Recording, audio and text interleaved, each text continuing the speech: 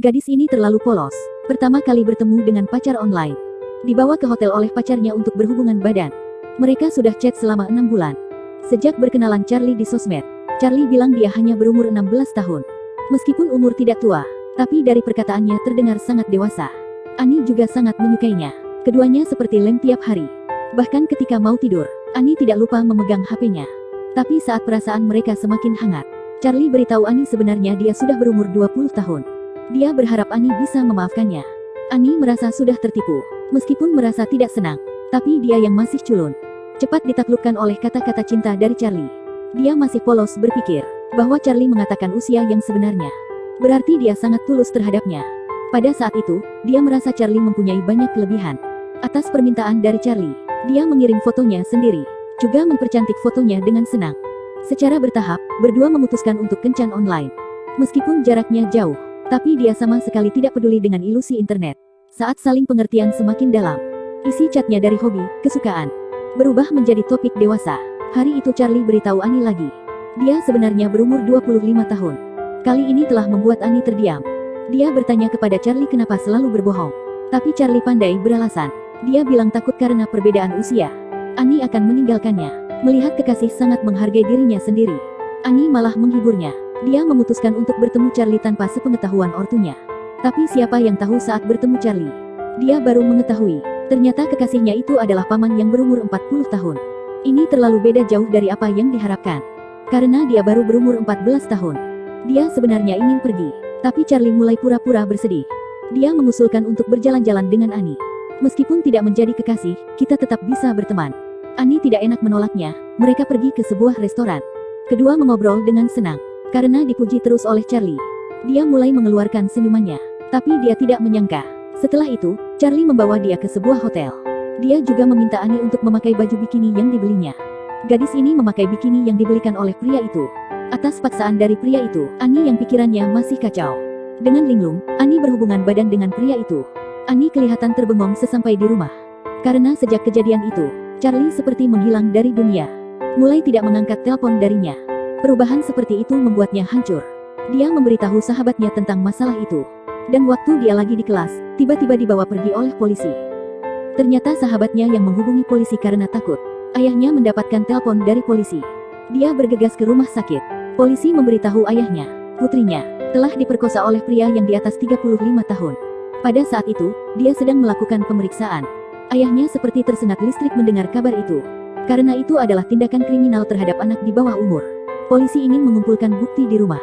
Polisi menyuruh Annie untuk memanggil Charlie di online. Ketika Charlie menjawabnya, mereka mengaktifkan perangkat pelacakan. Tetapi Charlie tidak tahu dapat nomor telepon ibunya dari mana. Lalu dia mengetahui ada orang di samping Annie. Dia bergegas offline setelah memarahi Annie.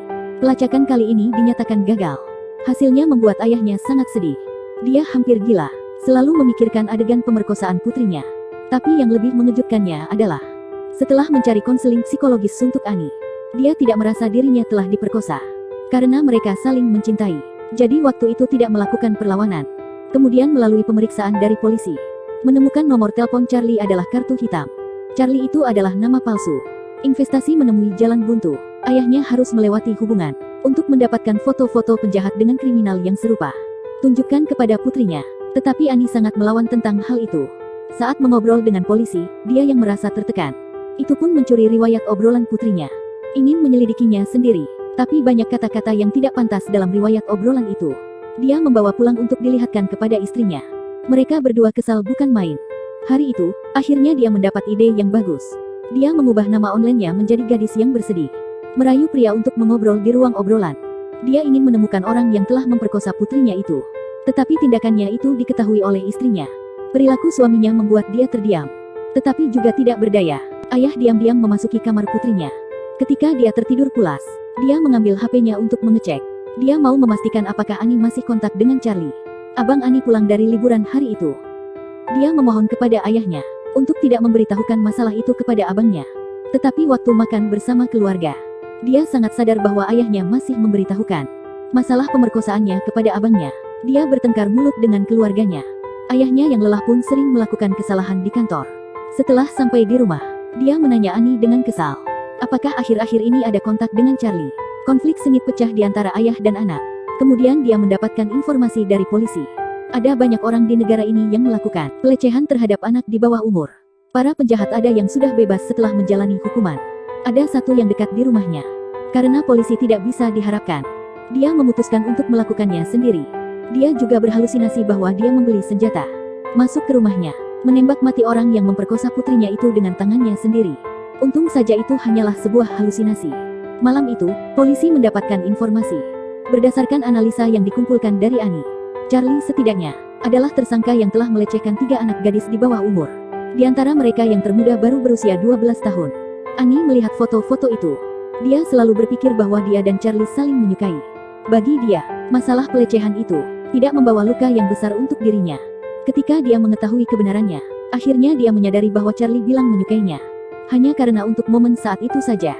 Demi menenangkan emosi putrinya, ayahnya menyuruh Annie untuk kembali sekolah. Annie masih mengikuti pertandingan bola voli. Dan pada hari pertandingan, ayahnya melihat ada seorang pria yang mirip dengan orang kriminal itu sedang memotret foto-foto para gadis itu.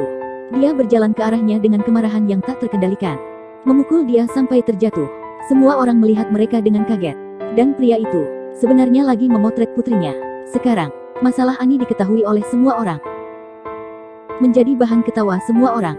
Dia ingin minta maaf, tapi Annie berteriak kepadanya, juga membuat video, memutuskan untuk bunuh diri di toilet. Untung saja, ayah mengetahuinya tepat waktu dan membawanya ke rumah sakit.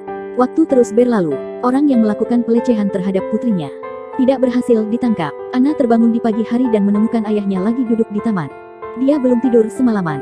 Melihat Annie menghampirinya, dia menangis dan meminta maaf kepada putrinya. Karena kesibukan sendiri yang telah mengabaikan putrinya, dia tidak memikirkan bahwa putrinya telah dewasa, yang mempunyai harga diri dan kemandirian. Setelah putrinya terluka, dia malah tidak membimbingnya dengan tepat waktu. Dia melupakan bahwa yang dibutuhkan putrinya saat itu adalah pemulihan dan penyembuhan. Dan perilakunya telah membuat anaknya terluka untuk kedua kalinya. Dia sangat menyesal. Ini adalah pembicaraan dari hati ke hati ayah dan anak untuk pertama kalinya. Annie akhirnya mengerti ayahnya, dan memeluk ayahnya sambil menangis. Jika ayahnya bisa kembali ke awal, belum tentu bisa menyelesaikan masalah ini dengan baik. Karena anak di masa remaja merupakan tahap pembentukan karakter. Itu akan sangat membuat orang tua sakit kepala. Tetapi di film ini, orang tua yang mempunyai anak patut untuk melihatnya. Di antara orang yang berbeda, mempunyai pendapat yang berbeda dalam mendidik anaknya.